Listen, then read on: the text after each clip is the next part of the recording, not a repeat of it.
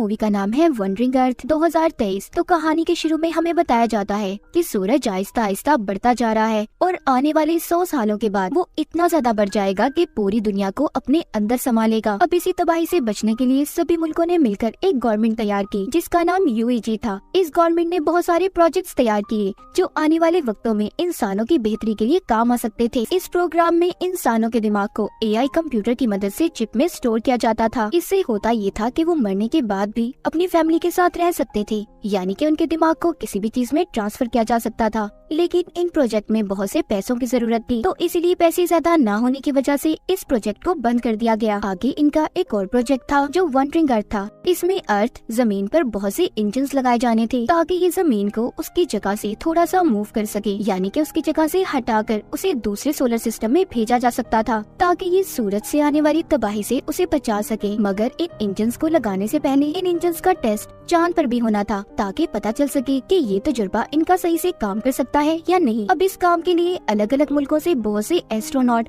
खलाबाजों को चुना गया था। अब हमें एक एस्ट्रोनॉट लियो दिखाया जाता है। यहाँ पर जो AI वाला प्रोजेक्ट था उसके बंद होने की वजह से बहुत से लोगों ने एहतजाज करना शुरू कर दिया था क्योंकि वो इस प्रोजेक्ट को पूरा करने का कह रहे थे। तभी कुछ एहतजाज करने वाले लोग इन एस्ट्रोनॉट पर हमला कर देते हैं। यहाँ पर एक लेडी एस्ट्रोनॉट जिसका नाम हैन था वो इन लोगों का मुकाबला करती है और उन्हें रोक लेती है। इसके बाद सभी एस्ट्रोनॉट्स को एक एलिवेटर की मदद से चांद पर भेजा जाता है। ये एलिवेटर इन सभी को 90,000 मीटर की बुलंदी पर इनके स्टेशन पर पहुंचाने वाली थी। सब उस स्टेशन पर पहुंच जाते हैं जहां पर इनकी ट्रेनिंग शुरू हो गई थी।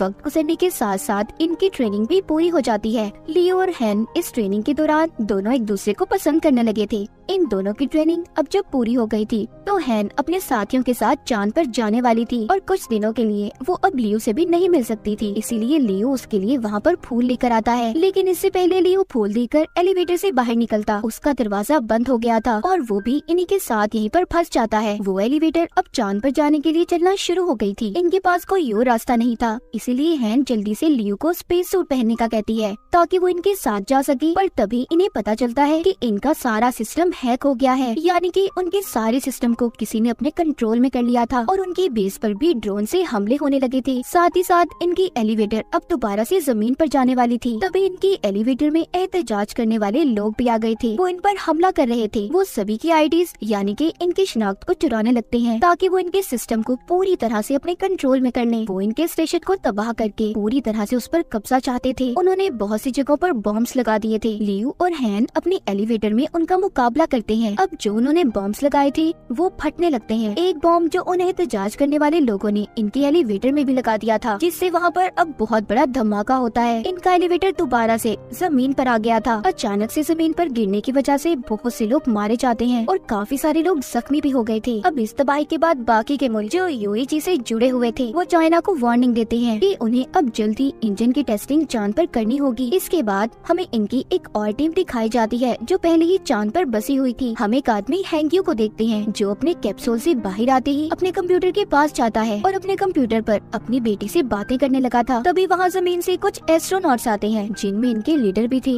जो आकर अपनी टीम को बताते हैं कि हमें इंजन टेस्ट मिशन को कुछ महीनों में पूरा करना होगा। ये यहाँ पर इनकी मदद के लिए और भी बहुत से एडवांस सुपर कंप्यूटर लेकर आए थे जो इंजन को चलाने में इनकी मदद करने वाले थे। यहाँ पर हमें ये भी पता चलता है कि जो डिजिटल लाइफ प्रोजेक्ट था जिसमें इंसान के दिमाग को AI की मदद से एक चिप में स्टोर किया जाता था, उसके हेड पहले हैंग्यू और इनके लीडर हुआ करते थे। मगर अब जब उस प्रोग्राम को बंद कर दिया गया तो इन्होंने यहाँ पर इस प्रोजेक्ट पर काम करना शुरू कर दिया। हैंग्यू यहाँ पर अपनी बेटी से बातें करने लगता है। यहीं पर हमें ये पता चलता है कि कुछ सालों पहले हैंग्यू की फैमिली का एक्सीडेंट हो गया था, मगर उसने अपनी बेटी के मरने से पहले उसके दिमाग पर AI वाला पहला तजुर्बा किया। उसके दिमाग को उसने AI की मदद से चिप में स्टोर कर लिया, मगर उसका ये तजुर्बा बस कुछ वक्त के लिए ही था। यहाँ पर जो हैंग्यू के लीडर सुपर कंप्यूटर को लाए थे, हैंग्यू उसकी मदद से अपनी बेटी को दोबारा से AI रोबोट बनाकर जिंदा करना चाहता था, मगर उसके लीडर इस काम के लिए उसे मना कर देते हैं क्योंकि ये काफी खतरनाक था।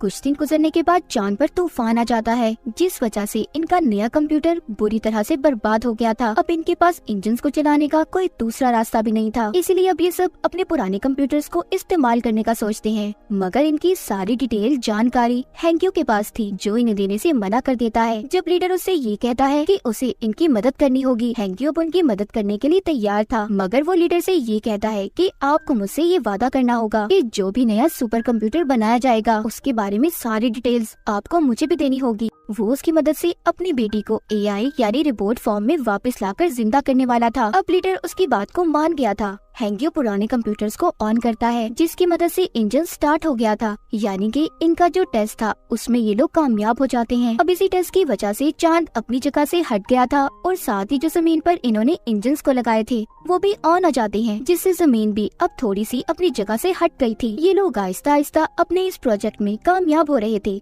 जो सूरज की वजह से तबाही होने वाली थी, इनका वो डर भी अब खत्म हो रहा था। सब कुछ ठीक होने के बाद जैसे जैसे वक्त गुजरता है, यूएजी ने और भी बहुत से प्रोजेक्ट को स्टार्ट किया था, जिसमें इनका एक और प्रोजेक्ट जो अंडर सिटी था, जहाँ पर इन्होंने जमीन के नीचे कुछ शहरों को बनाया था कि अगर जमीन पर कोई तबाही हुई तो बहुत से लोग वहाँ पर जाकर रह सकते हैं। मगर वहाँ का टिकट हर किसी के पास नहीं था। इसके बाद हमें कहानी में हैन और लियो दोबारा दिखाए जाते हैं, जिनकी अब शादी हो गई थी, उनका एक बेटा भी था। पर जब ये लोग मिशन पर गए थे तो उस वजह से हैन को कैंसर हो गया था, इसीलिए उसकी हालत बहुत खराब होती है और वो बहुत जल्दी मरने वाली थी। अब नए सुपर कंप्यूटर्स भी बना दिए गए थे, उनके अंदर बहुत सी एडवांस टेक्नोलॉजी को भी डाला गया था। उन्हीं में से अब एक कंप्यूटर जिसके सामने लियो बैठा था, वो कंप्यूटर उसका इंटरव्यू ले रहा था। यहीं पर हैंक्यू भी उन्हें देख रहा होता है। जब रात होती है तो रात को हैंक्यू अब उन कंप्यूटर्स के पास जाता है। जैसा कि हम जानते हैं, वो इन कंप्यूटर की मदद से अपनी बेटी का रोबोट बनाना चाहता था, पर यहाँ तभी इनके हेड आ जाते हैं, जो हैंक्यू को ये सब करने से रोक रहे थे। मगर इससे पहले हैंक्यू ने बहुत सारे कंप्यूटर के सिस्टम्स को खराब कर दिया था, जिसका नुकसान चांद पर जो इन्होंने इंजन्स लगाए थे उन्हें होता है।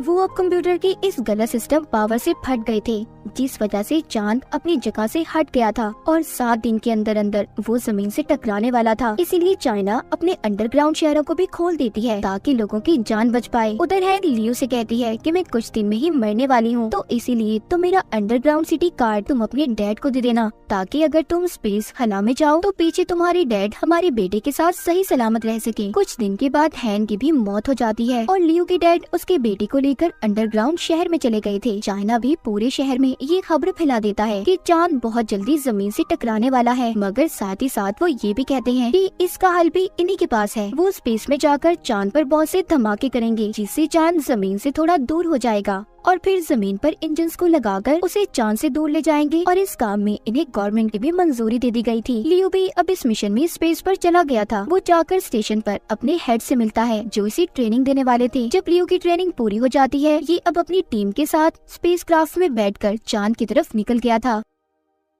इनका काम था कि चांद पर जाकर जगह जगह बॉम्ब्स को गिराना। अब जब ये लोग बॉम्ब्स को गिराकर वापस से लौट रहे थे, तभी एक दूसरा स्पेसक्राफ्ट अनबैलेंस होकर इनके स्पेसक्राफ्ट से टकराकर तबाह हो जाता है, जिस वजह से इनका स्पेसक्राफ्ट भी खराब हो गया था। ये लोग जल्दी से अपने कैप्सूल की तरफ जाते हैं, मगर ये 4 थे और कैप्सूल में सिर्फ 3 सीट्स थी। इसीलिए लियो अपने साथियों की जान बचाकर उन्हें भेज देता है और खुद यहीं पर रहने का फैसला करता है। जमीन पर हैंक्यू और लीडर भी आ गए थे, जहाँ पर आकर इन्हें ये पता चलता है कि हर चीज को ठीक करने के लिए उन्हें इंटरनेट सिस्टम को ऑन करना होगा, जो कि अब खराब हो चुका था। अब ये सारी टीम समंदर के अंदर जाने का फैसला करती है, जहाँ पर इनका एक और स्टेशन था। लीडर और हैंक्यू को भी समंदर के अंदर जाकर सुपर कंप्यूटर की मदद से इंटरनेट को ठीक करना था। इनके साथ 2 रोबोट्स भी थे जो पावर स्टेशन तक आने के लिए इनकी मदद करते हैं, मगर ओवर पावर होने की वजह से इनका एक रोबोट खराब हो गया था। इसीलिए अब इन्हें सुपर कंप्यूटर की मदद से ही इंटरनेट के सिस्टम को ठीक करना था। उधर बॉम्ब के फटने की वजह से चांद का मलबा भी अब जमीन पर आकर गिरने लगा था,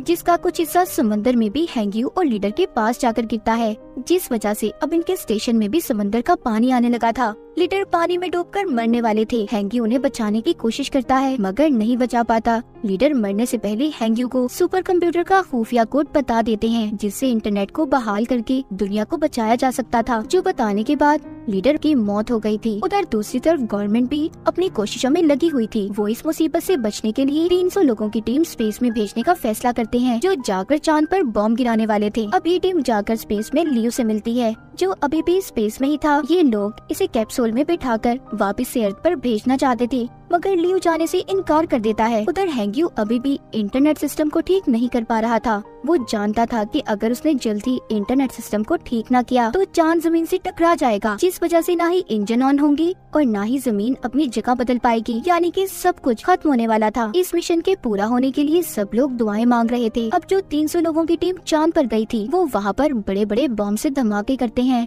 जिस वजह से चांद अब अपनी जगह से हटने लगा था। हैंग्यू भी उधर समझ गया था कि ये इतनी जल्दी इंटरनेट सिस्टम को ठीक नहीं कर सकता, इसीलिए वो यहाँ से अपने दिमाग को भी वो सुपर कंप्यूटर में डाल देता है। हैंग्यू की पानी में ही मौत हो गई थी। जब सबको ये बात पता चलती है कि हैंग्यू मर गया, सभी की उम्मीदें टूट गई थी, क्योंकि उन्हें अब ऐसा लग रहा था कि दुनिया खत्म हो जाएगी। पर हैंग्यू के मरते ही सब कुछ उसका दिमाग सुपर कंप्यूटर में ट्रांसफर हो गया था। वो कंप्यूटर खुद ही इंटरनेट कनेक्शन को रिस्टोर करने लगता है। अब जमीन पर सभी इंजन्स को भी चला दिया गया था। दरअसल उन सुपर कंप्यूटर्स के अंदर अब हैंग्यू का दिमाग था। इस वजह से इंटरनेट के ठीक होते ही सभी इंजन स्टार्ट हो जाते हैं और चांद भी जमीन से दूर हो जाता है। ये मिशन कामयाब हो गया था। पूरी दुनिया बच गई थी, सभी खुश थे। इन्होंने अपने नए सफर को शुरू किया था। इसके बाद हमें 2065 में दिखाया जाता है। अब जमीन पर और भी ऐसे ही बहुत से इंजन्स बनाने का काम चल रहा था। लियो भी इसी मिशन में शामिल था। तो इसी के साथ ये कहानी यहीं पर खत्म हो जाती है।